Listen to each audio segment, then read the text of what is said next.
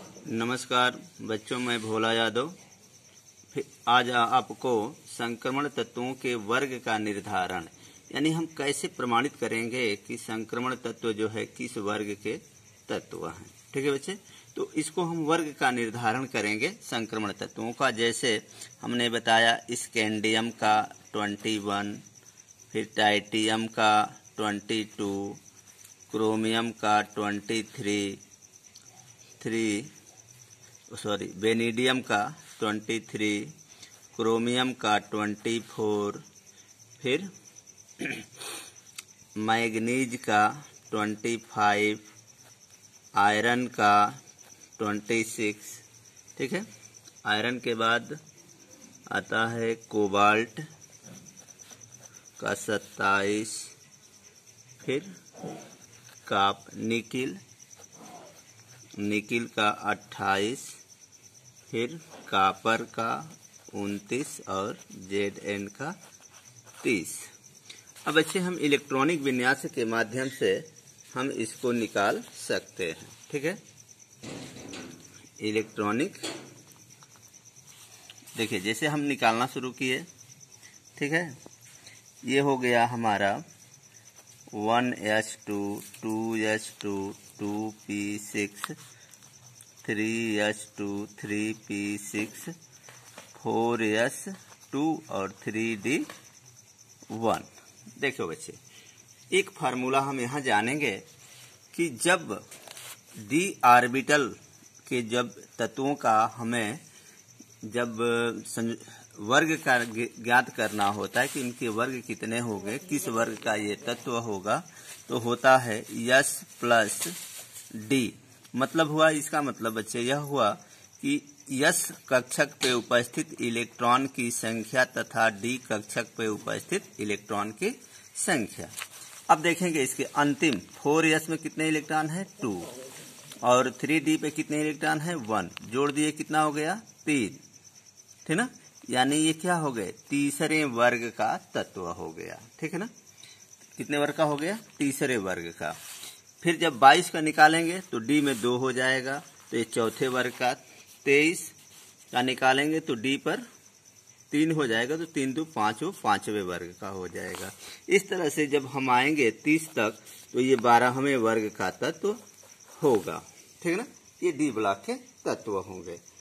ठीक है बच्चों, तो इस तरह से हम ज्ञात कर सकते हैं कि डी ब्लॉक के तत्व कैसे, यानी जब भी आए बच्चे डी ब्लॉक के तत्वों का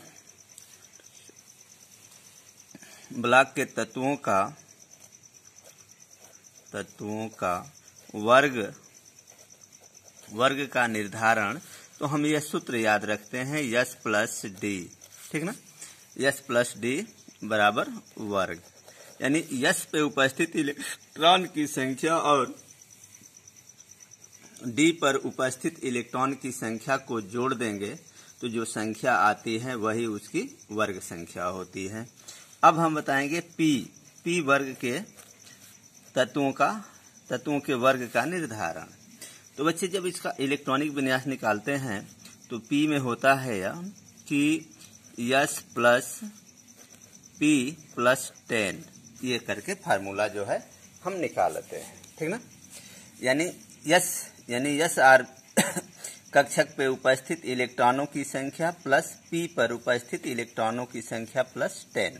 अब इसको हम बताएंगे, जैसे कार्बन का हमको निर्धारण करना हो तो कार्बन का 6 होता है, तो निकालेंगे 1s2, 2s2 और 2p2।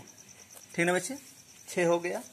अब देखिए इस पर s पे कितना इलेक्ट्रॉन है 2, p पर कितना इलेक्ट्रॉन है 2 और प्लस 10, तो जोड़ देंगे 2 2 4 और 10 14, यानी कार्बन किस वर्ग का एलिमेंट है बच्चे 14वें वर्ग का तत्व है। इस तरह से हम अधिक से अधिक वर्गों के निर्धारण कर सकते हैं। कहीं भी कितना भी परमाणु क्रमांक हो, अगर उसका अंतिम इलेक्ट्रॉन अगर p में आता है तो हम s प्लस p प्लस 10 जोड़ देंगे, तो जो आएगा वह उसकी वर्ग संख्या हो जाएगी। उसी तरह से हम 1 से 100 तक के तत्वों का अगर निकालें, अगर उसका अंतिम इलेक्ट्रॉन d कक्षक में जाता है तो हम s plus D, yes plus D, यानी यस कक्षक के इलेक्ट्रॉन और डी कक्षक के इलेक्ट्रॉनों को जोड़ देंगे, जो संख्या आएगी वही उस तत्व की वर्ग संख्या होगी। ठीक ना। अब हम बताएंगे यस।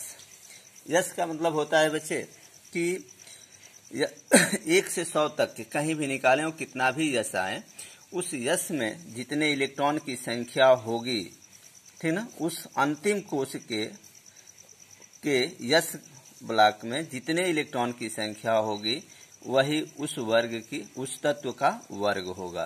तो हम जानते हैं कि यस में 1 या 2 इलेक्ट्रॉन होता है, 1 या 2, 1 रहेगा या 2 रहेगा। तो अगर 1 आएगा तो प्रथम वर्ग, 2 होगा तो द्वितीय वर्ग का वह एलिमेंट होगा। इस तरह से हम समस्त तत्वों के वर्गों का निर्धारण कर सकते हैं। धन्यवाद बच्चे। इस पे कमेंट जरूर करना और जो प्रॉब्लम होगी डालना, मैं आपको इस पर सेटिस्फाई करूंगा।